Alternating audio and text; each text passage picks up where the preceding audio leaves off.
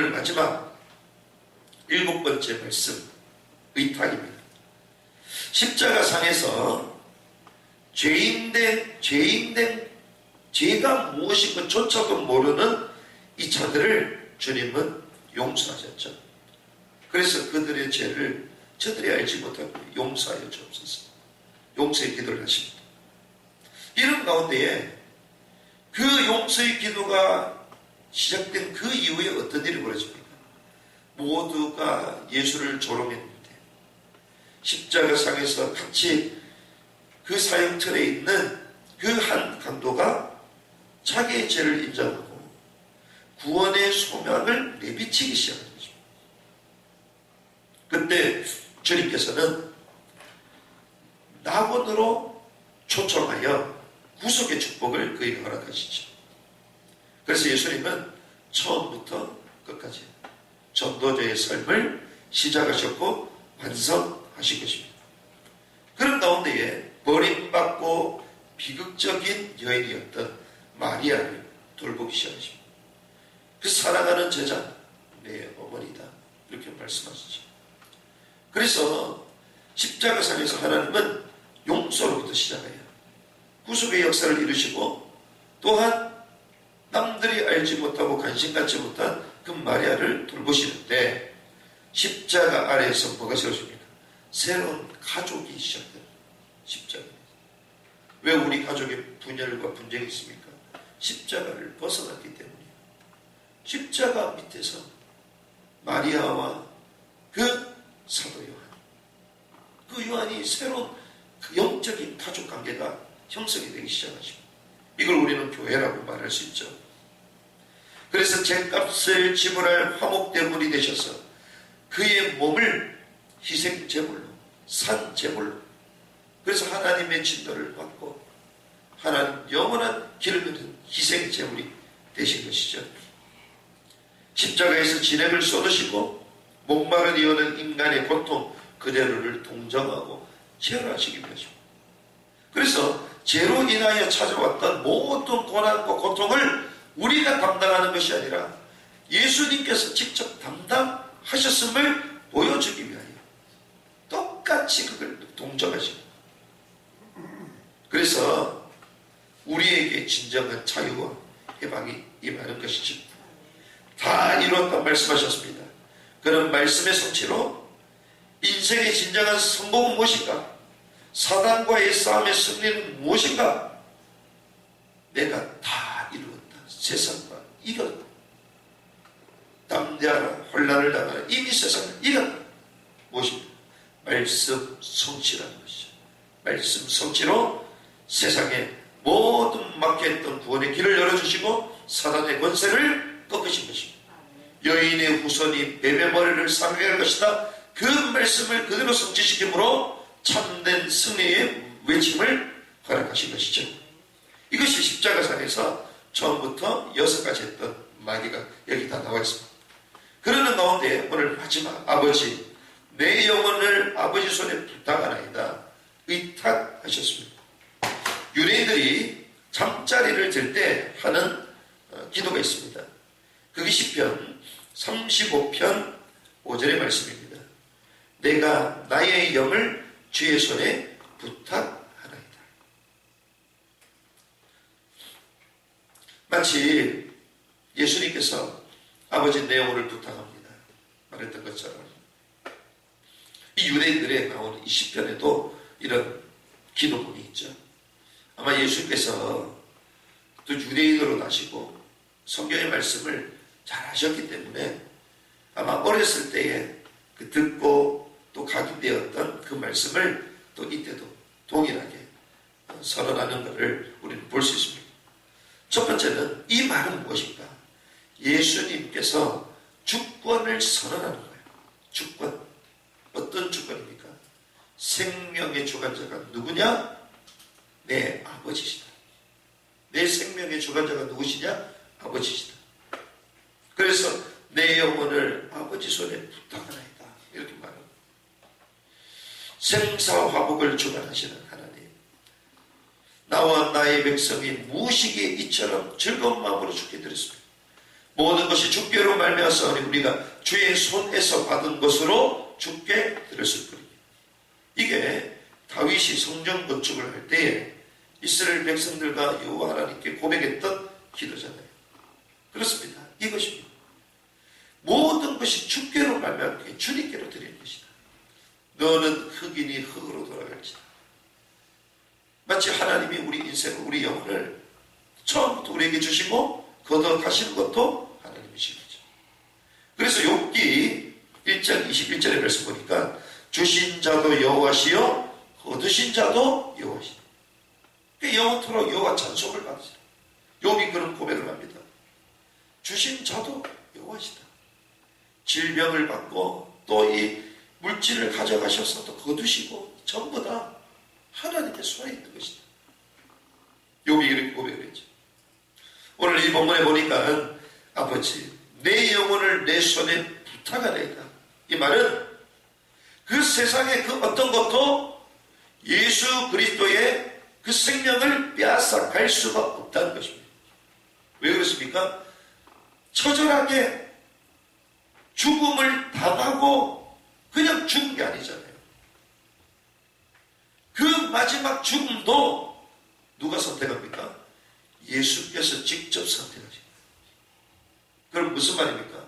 세상과 또 사망의 권세가 함부로 그 예수 그리스도를 죽일 수 없다는 거예요. 죽음이 침범할 수 없는 거예요. 죽음이 예수를 정복할 수 없다는 것입니다. 사망이 예수를 믿는 저와 여러분들을 정복하지 못함을 믿습니다. 정복할 수 없는 것입니다.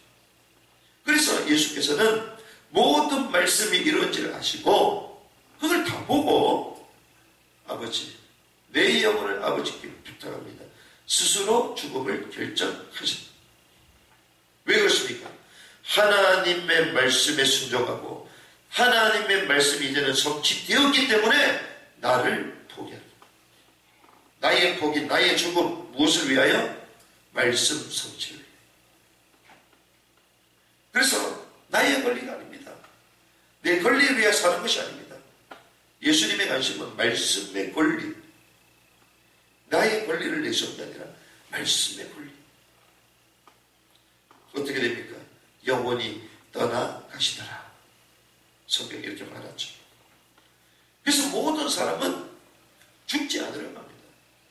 모든 사람을 늙지 않으려고 그러잖아요. 그러니 성령 수술에다가 그러니까 요즘은 눈썹 그림 그러니까 눈썹도 막 이렇게 눈썹 문신하잖아요. 그게 나중 되니까 이 연세가 들고 그렇게 나이가 들면요 사실상 사람은 몸이 쇠하는 게 맞잖아요. 그런데 임종을 앞둔 분 보니까 너무 재밌어. 모든 게 쇠했는데 눈썹만 살아있어. 이게 얼마나 웃깁니까? 우리 인생이 그렇다니까요. 아름답고 가꿔야 됩니다. 하지만 그 영혼의 본향이 어디인지를 알고 그 시각을 알 수 있는 성숙된 지혜가 필요한 거죠. 모든 사람은 죽지 않으려고 합니다. 더 살려고 합니다. 근데 주님은 스스로 결정하셨습니다. 말씀을 이제 다 이루었구나. 그래서 아버지여 내 영혼을 아버지 손에 부탁합니다. 이렇게 주님은 자기의 생명을 스스로 결정하고 아버지께 의탁하는 모습을 볼 수 있습니다. 두 번째로 이런 생명을 의탁한 사람들이 있었다는 거예요. 그게 누굽니까? 로마를 복음했던 초대교회 성도들. 스스로 죽음과 핍박 속으로 들어갔습니다. 스스로 자기 생을 던져버려요. 남은 고난을 채우고 이 그에게 주신 은혜와 사랑과 이 복음에 너무 감격해서 내가 주님 가신 그 길을 가겠다. 어떻게 우리가 주님 가신 길을 갈 수 있겠습니까? 하지만 그것이 주님의 의를 이루고 이 민족을 구원하는 그 일이 맞다면 하나님의 미래가 되는 그 순교의 그 길 속에 있다는 것이 얼마나 감격스러운 거냐. 그 길을 가는 것 스스로 의탁하는 것입니다. 종교개혁가들이 어땠습니까? 그 개혁가들이 이 길을 간 것이죠. 죽음과 핍박과 도망쳐야 되는 이런 가운데 청교도들이 그랬습니다. 대한민국은 어땠습니까? 초기에 한국이 순교자들이 그랬잖아요. 신사에 절하지 않겠다. 신선천배를 거부하고 자기 생명을 하나님께 드렸던, 스스로 죽음을 선택했던, 생명을 의탁한 자들이 이 예수 그리스도의 이 생명을 의탁하는 이 흐름과 동일하게 이러한 자들이 역사 가운데 있었다는 것입니다. 우리가 오늘 특별히 7번 마지막 이 의탁의 말씀을 정리하면서 결론적으로 이후에 어떤 일이 벌어집니까? 태양이 가려지고 흑암이 가득하게 되죠. 지진이 일어나고 땅들이 진동하고 바위가 터지기 시작합니다. 그러는 가운데 이 성전에 있었던 휘장이 확 찢어지죠. 우리가 생각하는 그런 커튼이 아닙니다. 우리가 성막에 대해서 말씀을 나누지만 엄청난 두께야. 이 커튼 가죽으로 되어 있기 때문에 두께도 상당합니다. 몇 겹을 묶어 가지고 있잖아요. 성소에 있었던, 성소와 지성소를 막고 있었던 그 가림막이 밑에서가 아니라 위에서부터 쫙 찢어지기 시작합니다. 그러는 가운데 무덤에서 잠자던 성도들이 일어났다. 부활하신 주님 그 이후에 무덤에서 잠자던 영혼이 일어났다.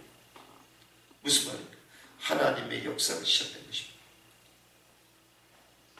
이 의탁한 사람은 죽음을 두렵지 않다는 것이죠. 주님께 내 영혼을 부탁한다. 주님이 살아계심을 알고 생사화복의 주관자임을 아는 자는 죽음을 두려워하지 않는다는 거죠. 죽음을 두려워하지 않고 내 손을 주님께 부탁합니다. 고백한 것이죠. 휘장이 찢어짐으로 하나님 만날 수 있는 길이 열리게 되는데 이제는 제사장이 필요 없는 시대가 됐습니다. 이제는 만인 제사장 시대가 열린 것이죠. 그래서 주님은 그걸 아셨기 때문에 그 영혼을 의탁하신 것입니다. 만약에 예수께서 죽지 않으셨다. 그러면 어떻게 됩니까? 지금도 저와 여러분들이 죄 문제를 받게 짐승을 잡게 돼요. 우리가 뭔가를 내려놔야 되는데 내려놓지 못하는 것들이 있잖아요. 그런데 하나님이 우리 인생의 주인이다. 모든 것을 주님께 의탁한다. 내려놓을 수만 있다면 하나님은 더 큰 길을 열어가실 줄 믿습니다. 하나님은 열어가십니다. 만인 제사장 시대가 시작된 것입니다. 사실상 나의 영혼을 하나님께 부탁합니다. 이 말은 제일 마지막에 나와 있는 이 고백이지만 어떤 의미에서는 인류의 가장 중요한 고백 중에 하나입니다.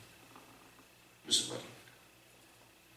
인류에게 처음부터 영혼까지 계속되는 창세기 3장의 문제. 그 실체와 그 시작이 무엇입니까? 내가 하나님처럼 되겠다.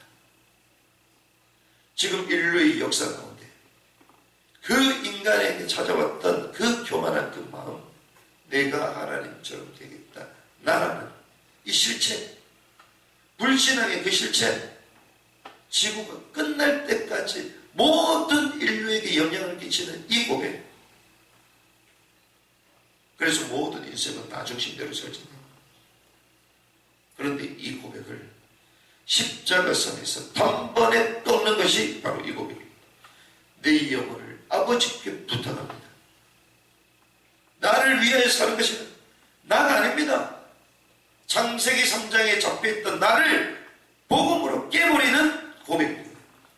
하나님께 의탁합니다. 무슨 고백입니까? 내 안에 그리스도가 사신다는 갈라디아 2장 10절에 그 고백이 바로 이 고백이에요. 내 안에 누가 삽니까? 내가 아니요 이제는 주께서 사시는 것이다.